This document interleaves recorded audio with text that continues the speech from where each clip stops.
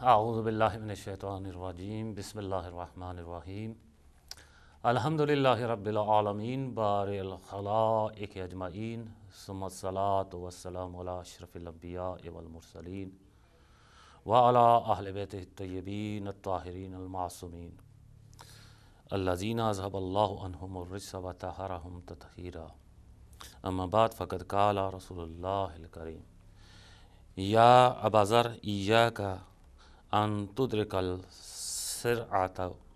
عند العسرۃ فلا تقال العسرۃ ولا تمکن من الرجعۃ ولا يحمدک من خلفت بما ترکت ولا يعذرک من تقدم علیہ بما اشتغلت به۔ السلام علیکم ناظرین محترم، پروگرام سلسبیل میں پیغمبر اکرم صلی اللہ علیہ وآلہ وسلم کی نورانی حدیث کے ساتھ آپ کے خدمت میں ایک بار پھر حاضر ہونے کا شرف حاصل ہو رہا ہے۔ گزشتہ چند پروگراموں میں ہم نے حضرت صلی اللہ علیہ وآلہ وسلم کی اس عظیم حدیث کہ جو حضرت نے اپنے محبوب صحابی حضرت ابو ذر غفاری رضی اللہ تعالی عنہ کو مخاطب کرتے ہوئے نصیحت کے طور پر ارشاد فرمائی۔ چنانچہ جناب حضرت ابو ذر غفاری رضی اللہ تعالی عنہ نے موقع جان کر حضرت صلی اللہ علیہ وآلہ وسلم سے درخواست کی کہ حضرت انہیں کوئی ایسی نصیحت فرمائیں کہ جو ان کی سعادت اور نجات کا باعث بنے۔ چنانچہ حضرت صلی اللہ علیہ وآلہ وسلم نے اپنے ایک طولانی کلام میں حدیث ارشاد فرمائی کہ جس میں اپنے کلام کا ابتدا میں تعارف فرمایا کہ یہ ایک ایسی حدیث اور ایک ایسا کلام ہے کہ جو جامع طرق سعادت ہے۔ سعادت کے جتنے بھی راستے ہیں اور جو کچھ بھی چیز رائے سعادت میں انسان کی سعادت مندی میں جو چیز مؤثر ہو سکتی ہے وہ تمام اس کلام میں موجود ہے۔ اور اے ابو ذر، تو جو کچھ میں تجھے نصیحت کروں اس کو لے، اس پر عمل کر تاکہ تو اس دنیا اور آخرت میں سعادت مند ہو سکے۔ اس حدیث کے مختلف فرائض ہیں اور اس مختلف فراز ہیں اور ان بعض حصوں میں حضرت صلی اللہ علیہ وآلہ وسلم نے مختلف جو اخلاقی مفاہیم بیان فرمائے ہیں۔ بعض اوقات ایک ہی مفہوم کو مختلف عبارات کے ذریعے تکرار فرمایا ہے۔ بظاہراً وہ تکرار ہے، لیکن تکرار ہمیشہ تکرار برائے تکرار نہیں ہوتا، بلکہ بعض اوقات کوئی مطلب اتنا اہم ہوتا ہے کہ جو متکلم ہوتا ہے اس مطلب کو سامع کے ذہن میں بٹھانے کے لیے مختلف الفاظ کا سہارا لے کر ایک ہی مطلب کو مختلف انداز میں بیان کرتا ہے تاکہ جو سننے والا ہے وہ اس کو سمجھ بھی سکے اور وہ بات اس کے دل میں اتر جائے۔ چنانچہ یہ روش کتاب الہی قرآن مجید کی بھی ہے کہ ہم دیکھتے ہیں قرآن مجید میں مختلف جگہوں پر مختلف آیات کا تکرار ہوتا ہے، اور وہ تکرار ہر جگہ پر جہاں کہیں بھی ایک آیت دوبارہ آتی ہے تو اس مطلب جو بیان ہو رہا ہوتا ہے اس کی مزید تاکید اور تثبیت کے لیے صادر ہوتی ہے۔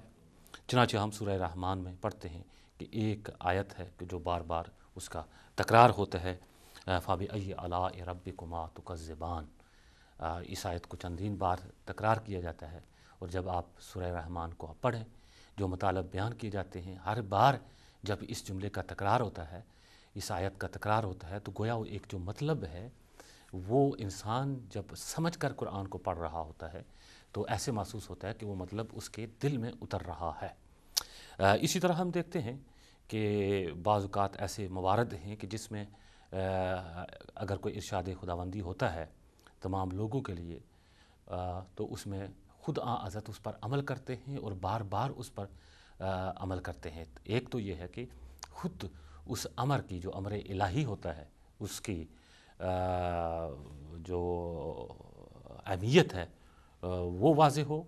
اور خود حضرت صلی اللہ علیہ وآلہ وسلم کا تعبد ہے کہ تعبد کا تقاضا یہ ہے کہ جب اللہ کا حکم ہو تو انسان جہاں تک ہو سکے اس کو صحیح طریقے سے انجام دے۔ چنانچہ ہمیں قرآن مجید میں ایک آیت ملتی ہے کہ جس میں ارشاد باری تعالیٰ ہے سورہ طٰہٰ میں، حضرت صلی اللہ علیہ وآلہ وسلم کو مخاطب کرتے ہوئے اللہ تعالیٰ نے ارشاد فرمایا کہ وَأْمُرْ أَهْلَكَ بِالصَّلَاةِ، اے میرے حبیب اپنے اہل کو، اہل بیت کو نماز کا حکم دیجئے۔ لیکن قبل اس کے کہ ہم آگے بڑھیں، ایک مطلب جو تفسیر قرآن کے سلسلے میں مفسرین جس کی طرف اشارہ کرتے ہیں اور وضاحت کرتے ہیں جس کی، وہ یہ ہے کہ ایک انداز تکلم یہ ہوتا ہے کہ بعض اوقات متکلم ایک مخصوص مخاطب کو مخاطب قرار دیتا ہے، اس سے خطاب کرتا ہے، لیکن مراد اس کی صرف وہی مخاطب نہیں ہوتا، بلکہ بات ایک کو مد نظر رکھ کی جاتی ہے، لیکن وہ بات عموم بالعموم ہوتی ہے، سب کے لیے ہوتی ہے۔ اور بعض اوقات جو متکلم کی جو شان ہے وہ اس کا تقاضا یہ ہوتا ہے کہ اس کا مخاطب بھی اس امر کے لحاظ سے، چونکہ امر بھی مہم ہوتا ہے، تو امر کے لحاظ سے، اس کی اہمیت کے لحاظ سے اس کا مخاطب بھی ایک شان والا ہو۔ بہت ساری جگہوں میں ہم دیکھتے ہیں قرآن مجید میں کئی ایسی آیات ہیں کہ اللہ تعالیٰ نے بظاہراً اپنے حبیب کو مخاطب قرار دیا، لیکن وہ حکم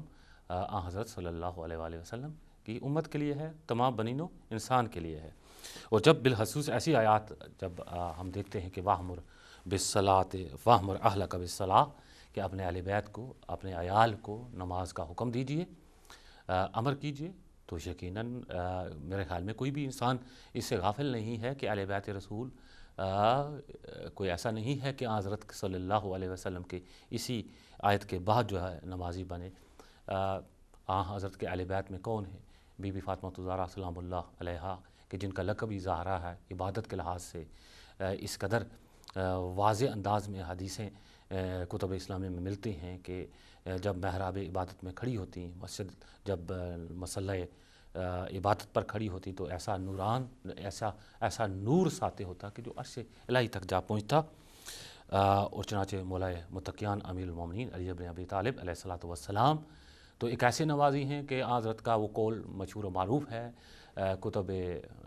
طرفین میں یہ چیز موجود ہے کہ امیر المومنین علی بن ابی طالب علیہ الصلوۃ والسلام کا ارشاد ہے کہ میں نے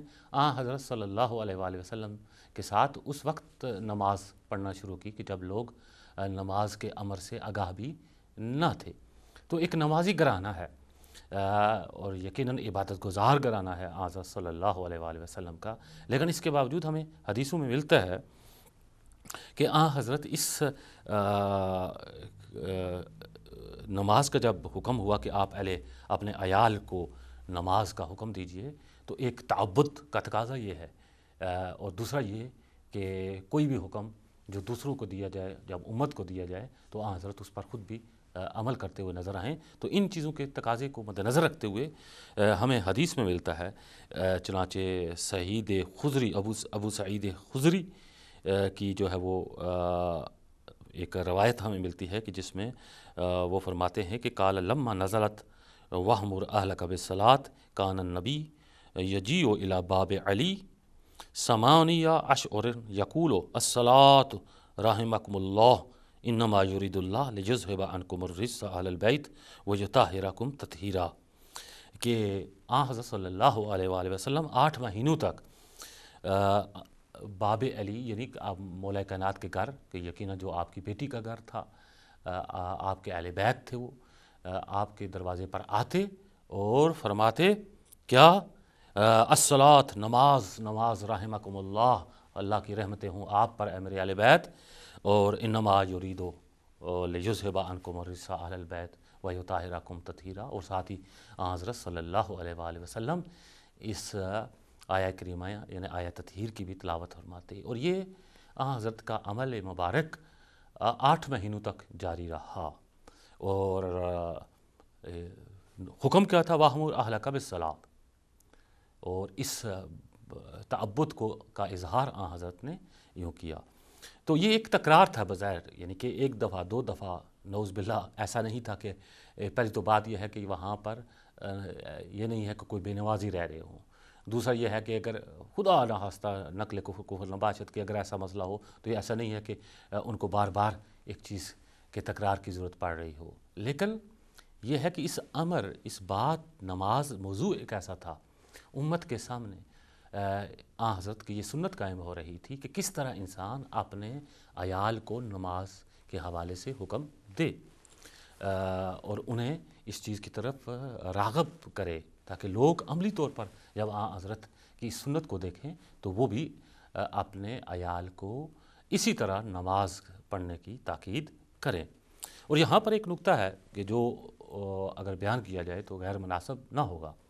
آج کے زمانے میں بھی ہم دیکھتے ہیں کہ بعض والدین اور بالخصوص اس معاشرے میں زندگی بسر کرنے والے لوگ اپنی اولاد کے حوالے سے بالخصوص جب اولاد بالغ ہو جائے تو وہ کہتے ہیں کہ جی اب ہمارا اس حوالے سے فریضہ نہیں رہا، ہم نے جو کچھ بتانا تھا بتا دیا، اب یہ خود اچھے برے کی تمیز کرتے ہیں، اب ہمیں انہیں نماز پڑھنے کی طرف کیا رغبت دلانا ہے، وہ رغبت دلانی ہے ہمیں، وہ خود جانتے ہیں۔ یقیناً اگر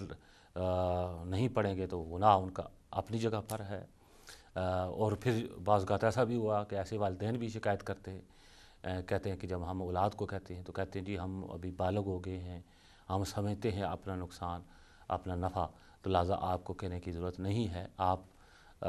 فارغ الذمہ ہیں، آپ نے ہمیں بتا دیا ہے، اب ہم نماز پڑھیں یا نہ پڑھیں۔ تو اس لحاظ سے جب وہ نافرمانی پر بھی اتر آتے ہیں، والدین اپنی جگہ کھڑتے رہتے ہیں کہ ہماری اولاد جو ہے وہ ہماری بات نہیں سنتی، اور اولاد کے ساتھ جب بات کی جائے ان کا یہ ایک خاص مائنڈ ہے، کیونکہ بالخصوص جس معاشرے میں ہم زندگی بسر کر رہے ہیں ایک لفظ بولا جاتا ہے، اور وہ لفظ کیا ہے؟ مائنڈ یور بزنس، یعنی کہ جو آدمی کر رہا ہوتا ہے، نہ کوئی یہ کہتا ہے جی کہ میں اس کو روکوں ٹوکوں، وہ بھی یہ کہتا ہے کہ اس کا اپنا معاملہ ہے وہ کرتا ہے، اور جو کر رہا ہوتا ہے صحیح غلط کر رہا ہوتا ہے اگر اس کو کوئی کہے تو آگے سے بھی اس کا جواب یہ آتا ہے کہ جی نہیں اپنا کام رکھیں، آپ اپنے معاملات اپنے تک رکھیں، میں بہتر جانتا ہوں۔ یہ ایک روش ہے، لیکن در حالانکہ ہم دیکھتے ہیں کہ اسلام میں ایک باب باقاعدہ قائم ہے امر بالمعروف اور نہی عن المنکر کا، جس میں یہ کہا گیا کہ انسان دوسروں کو نیکی کا امر کرے، نیکی کی طرف ترغیب دلائے اور برائی سے روکے، یعنی کہ اگر کوئی برائی کر رہا ہو تو اسے کہا جائے کہ آپ یہ کام نہ کیجئے، یہ برا کام ہے، اور اگر کوئی نیکی ترک کر رہا ہے، کوئی ایک ایسا کام ہے جو ایسینشل ہے، واجب ہے، اس کو ترک کر رہا ہے، تو آپ اس سے کہیں کہ جناب عالی یہ غلط بات ہے، یہ کام آپ کو کرنا چاہیے، آپ کیوں نہیں کر رہے؟ تو اس حوالے سے اب یہاں پر بعض لوگ مختلف باتیں لے آتے ہیں، یہاں پر کیا ہے وہی مائنڈ یور بزنس، آزادی کی باتیں، یہ وہ، حالانکہ انسانی معاشرے میں جب یہ روش جو کہ فطری روش ہے، ہم دیکھتے ہیں کہ ایسا ممکن ہی نہیں ہے، یہ بعض معاملات میں تو چل سکتا ہے کہ انسان ایک دوسرے کو کہے کہ مائنڈ یور آن بزنس، لیکن معاشرے کو برقرار رکھنے کے لیے، ایک صحت مند معاشرہ برقرار رکھنے کے لیے، جب ایک دوسرے کے حوالے سے انسان یہ کردار ادا نہ کرے کہ جو ان کے دوسروں کے فرائض ہیں اگر وہ ترک کر رہے ہیں آپ ان کو ان فرائض کی ادائیگی کے حوالے سے پرسویٹ نہ کریں، یا اگر برائیاں کر رہے ہیں تو ان سے نہ روکیں، تو معاشرے میں فساد عام ہو جاتا ہے۔ دین کے حوالے سے بے دردی سے لوگ تبصرہ کرتے ہیں، کہتے ہیں کہ نہیں اس چیز کی ضرورت نہیں ہے، ہر آدمی آزاد ہوتا ہے، حالانکہ دیکھا جائے کہ دین کا تعلق جب شریعہ کی بات کرتے ہیں، شریعت ہوتا ہے قانون گزاری، یعنی دین کا وہ حصہ ہوتا ہے کہ جو ایک انسانی معاشرے کو چلانے کے لیے وضع کیا گیا ہے۔ دین اسلام بالخصوص محض چند نصیحتوں کا مجموعہ نہیں ہے کہ مثلا جس طرح آج کل جو کرسچینٹی کا ایک تصور پایا جاتا ہے، یا بعض اور کئی ادیان ہیں، مذاہب ہیں کہ جس میں صرف موٹی موٹی نصیحتیں ہوتی ہیں، دوسروں کو کہا جائے جی کہ آپ جھوٹ نہ بولیں، کسی کا حق نہ ماریں، ایسے چند ایک نصیحتیں نہ۔ دین اسلام ایک پرفیکٹ دین ہے جو کہ انسان کی فردی زندگی اور معاشرتی زندگی کو ایڈریس کرتا ہے، اور ایک صحیح صحت مند معاشرے کے قیام کے لیے اس میں قوانین ہیں، وہی قوانین جو ہے وہی شریعت ہے کہ انسان بتایا جاتا ہے کہ کس طرح انسان نے فردی لحاظ سے اگر زندگی بسر کرنا ہے تو اس کی جو فردی معاملات ہیں اس کی رہنمائی دین اسلام میں موجود ہے، اور جب ایک انسان معاشرے کا فرد بن کر معاشرے میں زندگی بسر کرتا ہے تو اس حوالے سے قوانین موجود ہیں، حدود موجود ہیں کہ کہاں تک جو ہے وہ کن قوانین کا خیال رکھا جائے، اور جو ان کی خلاف ورزی کریں انہیں روکیں۔ یہ صرف دین کا معاملہ نہیں ہے، آپ دین کو چھوڑ بھی دیں، کوئی ایسا معاشرہ بھی دیکھ لیں کہ جہاں پر اصلاً دین کے ساتھ ان کا کوئی تعلق نہیں ہے، تو پھر بھی انہیں اپنے معاشرے کو چلانے کے لیے قوانین کی ضرورت پڑتی ہے انہیں، بے شک وہ قانون ان کے خود اپنے بنائے ہوئے ہوں۔ تو اس معاشرے میں بھی ہم دیکھتے ہیں کہ یہ امر بالمعروف اور نہی عن المنکر کی جو اصطلاح ہے جو دین میں استعمال ہوتی ہے، اس صحیح معاشرے جو آج کل سویلائزڈ معاشرے ہوتے ہیں جہاں پر قانون کی حکمرانی ہوتی ہے، تو ہم دیکھتے ہیں کہ قانون صرف بنانے سے قائم نہیں ہو جاتا۔ قانون ایک مرحلہ وہ ہوتا ہے کہ مثلاً دین سے ہٹ کر بھی آپ بات کریں تو ایک مثال کے طور پر مقننہ ہوتی ہے، ایک پارلیمنٹ ہوتی ہے، وہاں پر قانون بنتا ہے اور پھر وہ قانون کو اجرا کرنے کے لیے امپلیمنٹیشن فورسز ہوتی ہیں، پولیس ہوتی ہے، دیگر ذرائع ہوتے ہیں، اور جب معاشرے میں وہ افراد جو اس قانون کی خلاف ورزی کرتے ہیں تو اس معاملے کو نپٹنے کے لیے عدلیہ ہوتی ہے۔ تو اب اگر ان میں سے کوئی بھی اپنی جگہ رول ادا نہ کر رہا ہو تو وہ قانون صحیح طور پر معاشرے میں نہیں چل سکتے، حتیٰ کہ مقننہ زبردست قسم کے قانون بنائے اور جو انفورسمنٹ ایجنسیز ہیں، جو طاقتیں ہیں، وہ اس کو صحیح طریقے سے بھی کوشش کریں، عدلیہ بھی اپنی جگہ کام کر رہی ہو، لیکن لوگ جو ہے وہ قانون کا احترام نہ کریں اور لوگ ایک دوسرے کو جو قانون شکن ہو اس کی حوصلہ شکنی نہ کریں، تو وہ قانون معاشرے میں نہیں چل سکتا، اس کا ثمر صحیح ظاہر نہیں ہو سکتا۔ اور ہم دیکھتے ہیں خاص طور پر ہم مثلا جس معاشرے میں ہم یہاں رہ رہے ہیں تو جہاں پر کہیں ہمیں قانون نظر آتا ہے تو جب بعض اوقات ہم معاشرتی حوالے سے دیکھتے ہیں کہ کوئی اللیگل کام کرتا ہے تو دوسرے لوگ اسے روکتے ہیں، اس کی مذمت کرتے ہیں۔ مثال کے طور پر ایک چھوٹی سی مثال ہے، آپ گاڑی ڈرائیو کر رہے ہیں، باہر جا رہے ہیں ایک ایسی جگہ کہ جہاں پر نو انٹری کا بورڈ لگا ہوا ہے، آپ اس میں داخل ہو کر دیکھیے اور پھر چیک کیجئے کہ یہ معاشرہ کیسا قانون کی رسپیکٹ کرتا ہے، وہاں سے اندازہ بھی ہوگا۔ تو چونکہ سب جانتے ہیں کہ جہاں نو انٹری کا بورڈ لگا ہوا ہو وہاں آپ انٹر نہیں ہو سکتے۔ آپ جب گاڑی انٹر کریں گے تو آپ کو دائیں بائیں سے کئی لوگوں کی طرف سے ہارن بجا کر آپ کی مذمت کرتے وہ لوگ نظر آئیں گے، وہ مذمت کریں گے آپ کو ہارن بجا کر کہ آپ نے یہ غلط کام جو ہے یہ کام کیا ہے۔ یا آپ ایسی جگہ پر کار پارکنگ کر رہے ہوں کہ جہاں پر آپ مثلا ڈسیبل کی جگہ ہے اور آپ ڈسیبل نہیں ہیں، یا جہاں پر جو ہے نو پارکنگ کا سائن لگا ہوا ہے وہاں پر آپ کریں، تو قانون بنانے والوں نے بنایا ہے اور جرمانہ اگر کوئی کرے گا تو وہ پولیس ہوگی، لیکن وہ جو وہاں سے پاسر بائز ہیں جو گزر رہے ہیں وہ آپ کی طرف دیکھ کر اگر وہ آپ کو زبانی طور پر مذمت نہ بھی کریں، آپ ان کے چہروں کی طرف دیکھیں، ان کے چہروں کے تاثرات کیا ہیں، یقیناً اپنے چہرے کے تاثرات دے کر وہ آپ کی مذمت کریں گے کہ آپ یہ کام کیوں کر رہے ہیں، یہ اللیگل کام ہے، یہاں پر آپ کار پارک نہ کر سکیں۔ یہ کیا ہے؟ یہی امر بالمعروف و نہی عن المنکر ہے۔ جب دینی نقطہ نظر سے ہم بات کرتے ہیں، جب الہی قانون کی بات آتی ہے، اب جب ایک انسانوں کے بنائے ہوئے قانون میں اگر امر بالمعروف اور نہی عن المنکر اور معاشرے کا جو بیہیویئر ہے قانون کی امپلیمنٹیشن کے لحاظ سے اگر منہا ہو جائے تو ایک انسانوں کے قانون جو ہے وہ نافذ نہیں ہو سکتے۔ ان کے لیے بھی ضروری ہے کہ لوگ بھی اپنا کردار ادا کریں۔ تو یہ پھر جب دین کے حوالے سے امر بالمعروف اور نہی عن المنکر کی بات آ جائے تو وہاں پر مائنڈ یور اون بزنس کی بات کیوں کی جاتی ہے؟ یا ایک جوان ہے وہ یہ کہے کہ نہیں میں سمجھتا ہوں اللہ تعالیٰ کا یہ حکم ہے اور اس کو میں اگر توڑ رہا ہوں، اگر کوئی بزرگ کہہ رہا ہے تو جوان کہے کہ نہیں میں آزاد ہوں، وہاں پر آزادی کیوں نظر آتی ہے؟ یا ایک آدمی ہے جو بزرگ ہے اور وہ اپنی اولاد کو کچھ نہ کہے، اپنے دوستوں کو کچھ نہ کہے، اپنے بیوی بچوں کو کچھ نہ کہے، جہاں پر وہ اس کی بات چل سکتی ہے وہاں پر وہ الہی قانون کی خلاف ورزی ہو رہی ہو اس کی حوالے سے جو بات نہ کرے تو وہ کیسا ہے؟ آپ کیا توقع کر سکتے ہیں؟ وہاں پر یعنی کہ الہی قانون کے معاملے میں یہ بہت بڑی خیانت ہوگی۔ اس لیے امر بالمعروف اور نہی عن المنکر کے حوالے سے کیا ہوتا ہے، یعنی اگر آپ رول نہ ادا کریں تو وہ بذات خود ایک بہت بڑا دینی فریضہ ترک کر رہے ہیں۔ اور یہ ایک مستقل ٹاپک ہے، میرا عنوان بحث یہ نہیں ہے۔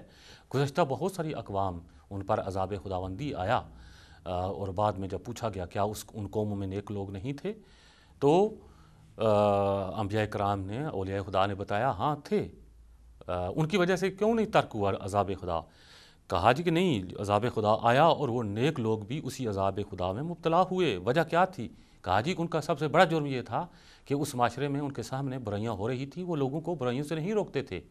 جب فرائض الہی ترک ہو رہے تھے تو وہ ان لوگوں کو فرائض الہی کی ادائیگی کے حوالے سے حکم نہیں دیتے تھے، امر نہیں کرتے تھے۔ تو لہٰذا دین اسلام بالکل اسی طرح معاشرتی حوالے سے، جب ہم معاشرتی سائنس کے اعتبار سے بات کریں گے تو بالکل یہ ایک فطری چیز ہے کہ جب آپ ایک معاشرے کا فرد ہیں تو معاشرے کی صحت کے لیے جو قوانین بنائے جاتے ہیں، اور بالخصوص الہی قوانین یا کوئی بھی قوانین ہوں، جب آپ اپنا کردار ادا نہ کریں۔